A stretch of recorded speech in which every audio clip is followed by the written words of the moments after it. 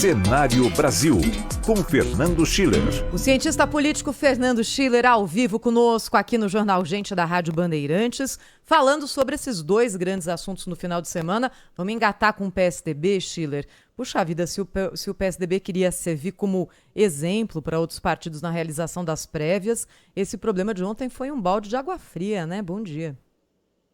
Tudo bem, Thaís? Tudo bem, Cláudio? Olha, de novo, o PSDB fez um debate interessante, foram meses de discussão, até tempo demais, né, entre o anúncio da prévia e a própria prévia. Acabou quase sendo uma experiência de primárias, né, à medida que o Eduardo Leite, especialmente o João Dória, foram para todos os estados, reuniram com os militantes, os filiados, os prefeitos, etc. Isso é bom para a democracia, para os partidos. Eu acho que até um exemplo, eu fiz aqui a comparação com o PL, né? O PL foi lá, reuniu, a gente até fez uma brincadeira aqui, o Cláudio mesmo colocou, quer dizer, o PL é um partido cuja propriedade é do presidente, Valdemar da Costa Neto, né? Então o PSDB arriscou, contratou essa empresa, contratou mal. Vamos lá, dinheiro não falta, né? Porque tem o fundão eleitoral, né? Tem o fundo partidário.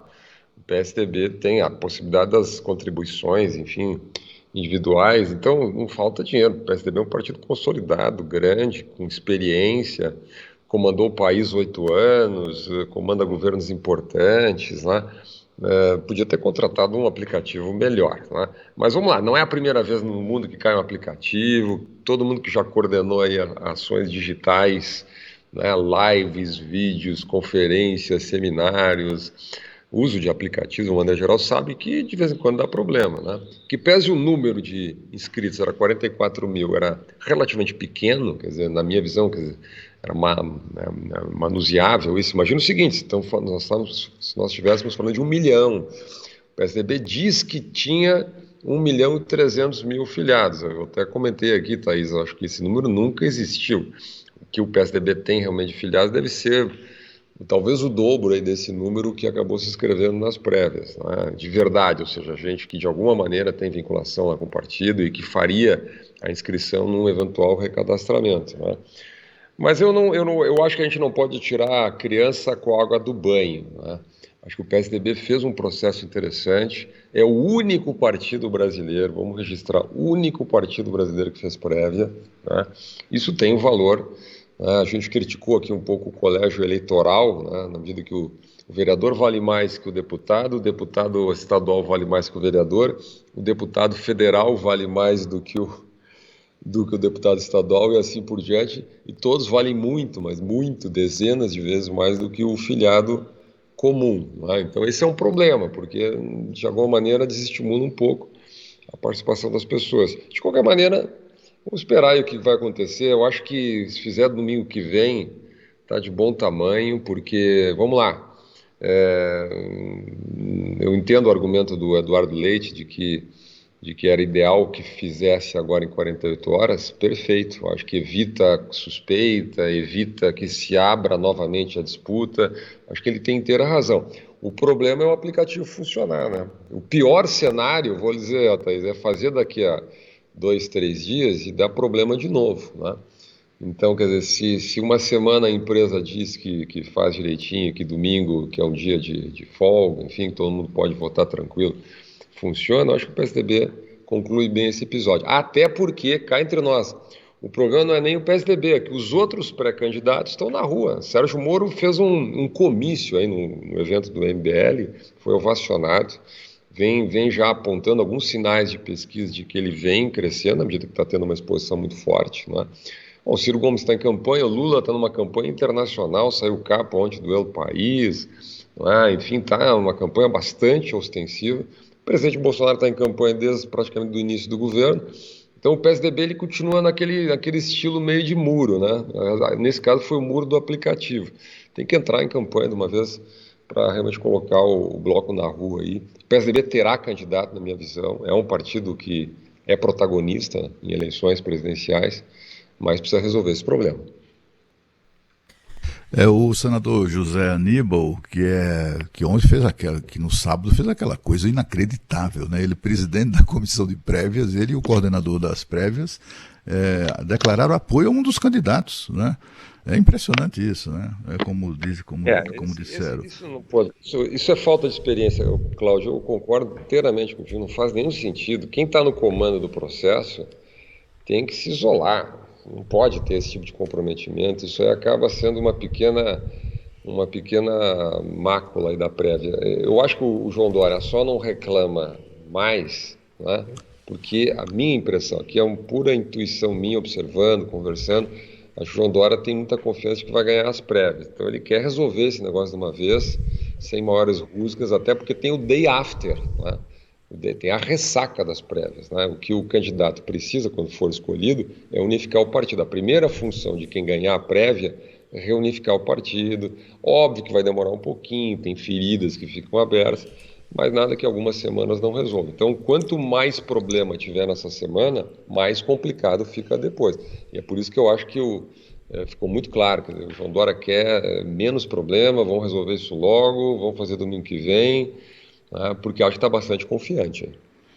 E ele não quer marola, né, por enquanto. Mas eu estava me referindo ao fato de que o senador José Aníbal diz que ele cita o TSE para dizer que, na verdade, o número de filiados do PSDB são 600 mil filiados, e não aqueles 1.300.000 que eles divulgam, né? Mas 600 mil filiados e a direção do PSDB conseguir mobilizar apenas 44 mil cadastrados, é assim, ou criaram grandes dificuldades para esse cadastro, porque afinal de contas é um campo onde o favoritismo de João Dória é absoluto, né? Ou foi com esse objetivo, claro, de dificultar mesmo, ou simplesmente os próprios tucanos desistiram do PSDB, né? Na medida em que não participar de um momento como esse, talvez o momento mais importante a cada 4 anos, né? Digamos, se isso se estabelecer mesmo daqui para frente, é de fato uma coisa triste, né? Saber que o partido não consegue, ou só consegue mobilizar ali 6%, se tanto, dos seus filiados. Cláudio, se fosse prova do Enem aqui, eu ficaria com essa tua última, marcaria o X nessa tua última alternativa. Eu acho que fora São Paulo, porque tem um outro detalhe, né? Mais de 60% desse pessoal que se inscreveu filiado comum é de São Paulo. Quer dizer, e outros 9% do Rio Grande do Sul. Quer dizer, a participação dos outros estados é muito baixa. Por quê? Porque tem uma história de cúpulas decidindo, o filiado nunca mandou nada, né? O PSDB virou um partido tradicional, profissional, sem uma linha programática muito clara. Quer dizer, partidos que é a cara dos partidos políticos brasileiros. Então, acho que as pessoas não estão nem acostumadas à ideia de ter uma prévia, né? E quando faz a prévia ainda cria esse colégio eleitoral, que todos os filiados ficam encaixotados lá em 25%, né? Então desestimula mesmo. De qualquer maneira, eu estou dizendo, eu estou tentando tirar alguma coisa positiva, porque cá entre nós nem isso tem nos outros partidos, né? Mas nós estamos muito longe ainda de ter processos realmente de participação mais democráticos aí nos partidos políticos. Fernando Schiller citou que se fosse prova do Enem, ele marcaria a alternativa A, B ou C. Aí me deu o gancho, viu, Schiller? Eu queria ouvir você também sobre a prova do Enem, que foi realizada ontem. Mais de 3 milhões de candidatos que fizeram essa prova. Vou colocar mais uma declaração do ministro da Educação, Milton Ribeiro, a respeito do exame de ontem. As escolas públicas, algumas delas altamente levadas por movimentos sindicais, ideológicos e políticos, elas simplesmente pararam e os professores se negavam a abrir as escolas. Os que mais precisavam, eles não tinham escolas abertas. Você gostou da prova que foi realizada ontem, Schiller? O que você achou? Você que também é uma pessoa que se debruça muito sobre conteúdos educacionais, políticas no ramo da educação. Foi muito barulho por nada o pré-ENEM, Schiller? Total, Thaís. Mais uma vez, olha, a gente viu lamentável, quer dizer, essa democracia digital, essa discussão vazia, né? Eu fico impressionado, queria entender o que essas pessoas que passaram dias ou semanas falando que o governo iria colonizar a prova, ideologizar a prova, intervir na prova. Quando sai a prova, não tem absolutamente nada disso, né? Fica tudo na mesma, né? Fica tudo por isso mesmo. Quer dizer, o que se viu no país foi uma gigantesca fake news. Uma gigantesca fake news. O Schiller, e o presidente Jair Bolsonaro também se divertiu com isso, hein? Porque já havia esse movimento informativo e aí ele foi lá e reforçou, dizendo vai ter a cara do governo. Deve ter rido sozinho da cara de quem estava dizendo a situação oposta, né, Cláudio? Eu acho que ele entende como cara do governo uma prova sem a influência dos ativistas de esquerda. Pode ser também. É isso, foi assim que eu interpretei, pelo menos, né? Porque ele não teria, ele é meio, como é que eu diria? Enfim, eu não queria dizer corajoso, assim, mas ele não se preocupa muito com consequências dos seus atos, né? Mas eu duvido que ele cometesse esse erro de tentar dizer, olha aí, bota aí o tal tema, tá ok? Bota aí o tema, não sei o quê, da excelência do regime militar. Entendeu? Ele jamais, ele não cometeria esse erro político, né?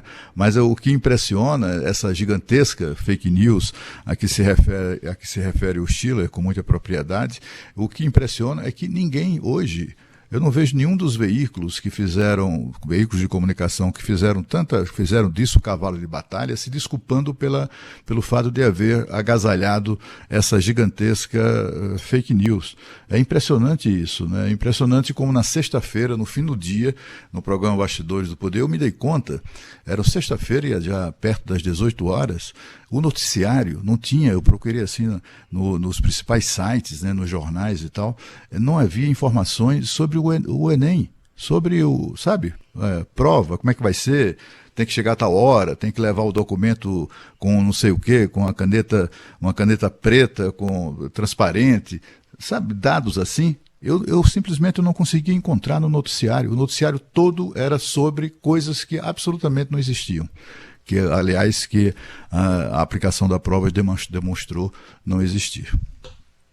Aliás, essa tem sido a crônica, né? Eu me lembro, olha, eu gosto de brincar com esse assunto aqui, quando teve os famosos atos do 7 de setembro, olha, o que teve de jornais, colunas, revistas, etc., diziam que ia ter um golpe no Brasil, que o Congresso ia ser invadido, o Supremo Tribunal ia ser invadido. Bom, no outro dia não aconteceu absolutamente nada, a não ser aquela frase desastrada e altamente condenável do presidente, da qual ele se arrependeu, até fez uma carta 2 dias depois, mas ninguém disse absolutamente nada, ninguém disse, olha, nos enganamos. Então, o país tem sido, nos últimos 2 anos, um exercício contínuo desse alarmismo, né? Alimentado, em parte, pelo próprio presidente, né? Porque parece que o presidente Bolsonaro ele gosta disso, né? Ele gosta desse clima beligerante. Por quê? Porque esse clima beligerante também bate na sua base digital, né? Também mobiliza os dois lados. Não existe polarização política, radicalização, Thaís e Cláudio, sem dois lados, né? Sem dois lados. Então, quer dizer, você tem uma radicalização de um lado, tem provocações do outro lado, mas é um show de desinformação da sociedade. O que eu queria só fazer uma observação rápida sobre a prova do Enem, eu analiso prova do Enem há muito tempo. Ainda hoje de manhã, muito cedo, resgatei um texto que eu escrevi em 2015 sobre as provas do Enem. Eu costumo ler as provas, analisar as questões, mostrando o caráter ideológico das provas. Eu também fiz pesquisa sobre livros didáticos. O ensino brasileiro, de uma maneira geral, é altamente ideologizado. Já foi mais do que é hoje. Acho que houve toda uma crítica por parte de muita gente, professores, etc. Os livros didáticos vêm melhorando, na minha visão, né?